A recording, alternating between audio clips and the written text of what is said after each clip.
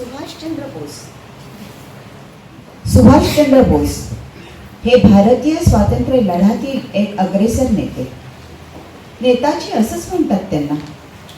दुसरं महायुद्ध सुरू असताना त्यांनी आझाद हिंद सेनेची स्थापना केली. त्यांनी दिलेला जय हिंद हा नारा अजूनही भारताचा राष्ट्रीय नारा म्हणून दुमदुमतोय. तुम मुझे खून दो मैं तुम्हें आझादी दूंगा असं म्हणत स्फुल्लिंग जागवणारे देशभक्त सुभाषबाबू इंग्लंडला जाऊन भारतीय नागरी सेवेची परीक्षा ते उत्तीर्ण झाले. पण इंग्रज सरकारची चाकरी नाकारून भारताबाहेर असलो तरी मातृभूमीला स्वतंत्र करण्याचं त्यांचं स्वप्न होतं. जळी स्थळी काष्टी पाषाणी त्यांना मातृभूमीच दिसत होती. तो सुभाषचंद्र बोस आणि त्याची आई. स्वतःच्या मातेबद्दल उदंड प्रेम असूनही तिला शेवटी न भेटलेला सुभाष. काय वाटलं असेल त्या माऊलीला, प्रभावतीला. सुभाषचंद्र बोसेंमा प्रभावती. हुकुमशहांच्या आश्रयाला गेलेले उग्र भारतीय नेते श्री सुभाषचंद्र बोस यांचं आज दुपारी एका विमान अपघातात निधन झालं. ते बँकॉकहून टोकियोला जात होते. BBC वरून ही बातमी ऐकली आणि मी मटकन खाली बसली. आमच्या घरादारावर शोककळा पसरली. शोभाष, शोभाष. माझं मन आकरण जायला लागलं. या वयात मला हेही सहन करायचं होतं तर पण माझ्या नातवाच्या शिशिरच्या मनात काय आलं कोणास ठाऊक. त्यानं DNB स्टेशन लावलं रेडिओवर आणि विभानं माझ्या थोरल्या सुनेनं रेडिओवर झडप घातली आणि रेडिओच माझ्याकडे घेऊन आली. सासूमा, सासूमा, शोभाष, छोटे बाबू, शुनो तो, एवढंच म्हणाली. मी सुभाषचंद्र बोस. होय, मी जिवंत आहे. आमच्या बर्लिनच्या आझाद हिंद रेडिओवरून मी माझ्या दुर्दैवी गुलाम राष्ट्राला स्वातंत्र्याची नवसंजीवनी देण्यासाठी. शोभाष बोलत होता. त्याचा तो अमृततुल्य आवाज ऐकला आणि आमच्या साऱ्या घरादाराला जणू संजीवनीच मिळाली. आपल्या पिल्लांवर पक्षिणीची सारखीच माया असते. पण शोभाष सगळ्यांचाच राजहंस आहे हे मी केव्हाच ओळखलं होतं. एकदा शोभाषच्या शाळेचे मुख्याध्यापक बेडी माधव घरी आले. ते म्हणाले, जानकीनाथ बाबू, तुमचा मुलगा घराण्याचं नाव मोठं करेल.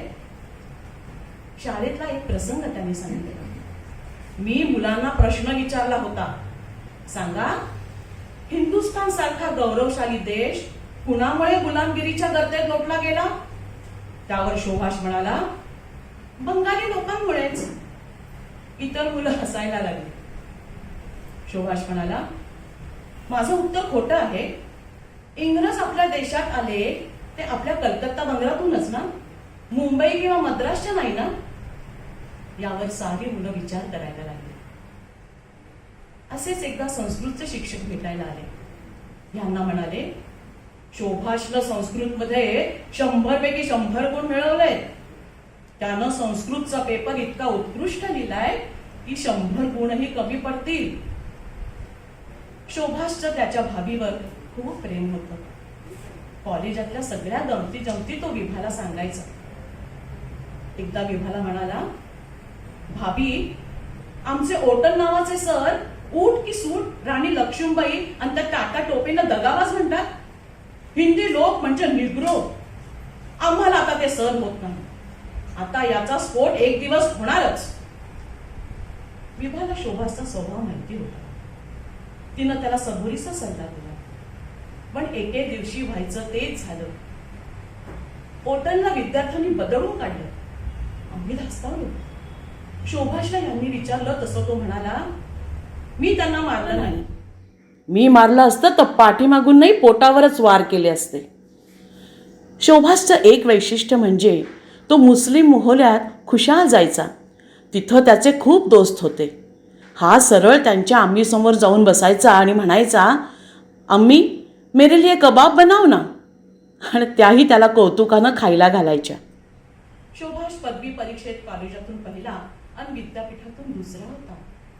म्हणून त्याला यांनी इंग्लंडला IASच्या अभ्यासाला पाठवलं. तिथेही तो चौथा आला. पण तो सरकारी नोकरीत काही रमला नाही. त्यानं सरळ राजीनामा दिला आणि देशकार्याला वाहून घेतलं. एकदा त्याच्या पुस्तकाच्या कपाटात यांना त्यानं लिहिलेला एक कागद सापडला आणि तो वाचून यांना भोवळच आली.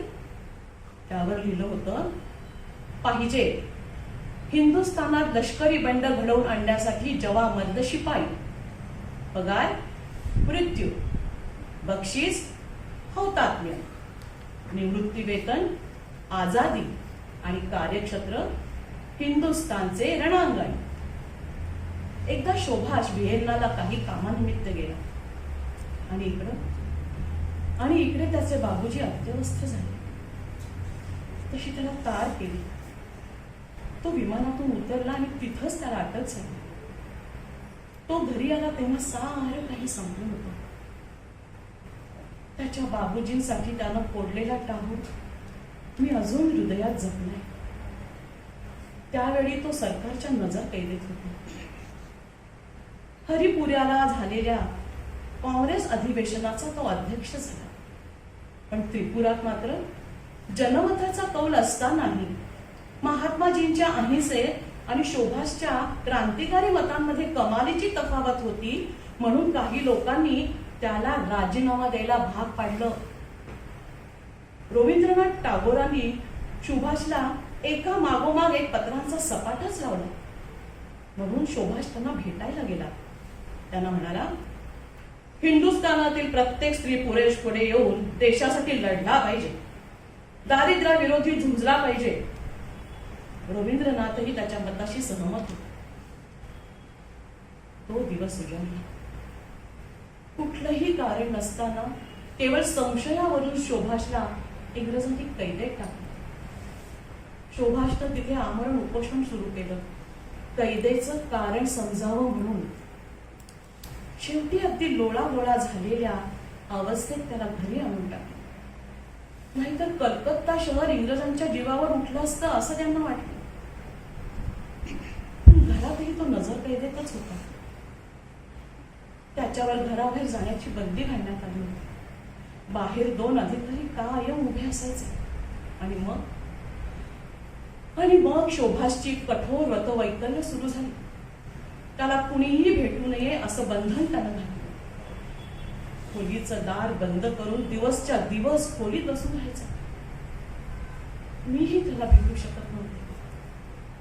तो जेव्हा दिसायचा तेव्हा त्याची दाढी वाढलेली, केस विस्कटलेले अशाच अवतारात. रोज धोबी त्याच्या खोलीबाहेर एक सिल्कचं धोतर आणि नवी चादर ठेवायचं. आतून अंघोळीचा आवाज, जेवणाचं रिकामं ताट, हीच काय ती त्याच्या खोलीत असण्याची खूण. आणि मग 27 डिसेंबर जॉन ग्रीननं खेकसत विचारलं, कुठे आहे सुभाष बोस? आज तारीख आहे कोर्टाची. वरच्या माडीवरून ऑर्बितो माझा नातू धावत आला. कोताय रंगा काका? रंगा काका कोताय? मी धावले. शोभासच्या मोकळ्या बिछाणाकडे वेड्यासारखी पाहत राहिले. समोर आलेल्या शरदला, माझ्या मोठ्या मुलाला मिठी मारून मी रडत विचारू लागले, अमकी शोभास कोताय? शोभास के कोण निये जाछे? अमके ना बोले कोताय जाछे, कोताय जाछे. विभानं हळूच कागद माझ्या हातात सरकवलं. सुभाष अफगाणिस्तानातून जर्मनीला गेला. तिथून तो जपानला गेला. रासबिहारींची आझाद हिंद सेना त्यानं खूप वाढवली. एमिली नावाच्या तरुणीशी त्याने लग्न केलं. किती न काय. पण मला माहिती होतं, पक्क माहिती होतं, आता माझ्या शोभासची आणि माझी भेट या जन्मी नक्की नाही. यांनी शोभाससाठी लिहिलेल्या चिठ्ठीतले शब्द आठवत आहेत. तुझ्यासारखा पुत्र आमच्या पोटी जन्माला आला याचा आम्हाला अभिमान आहे.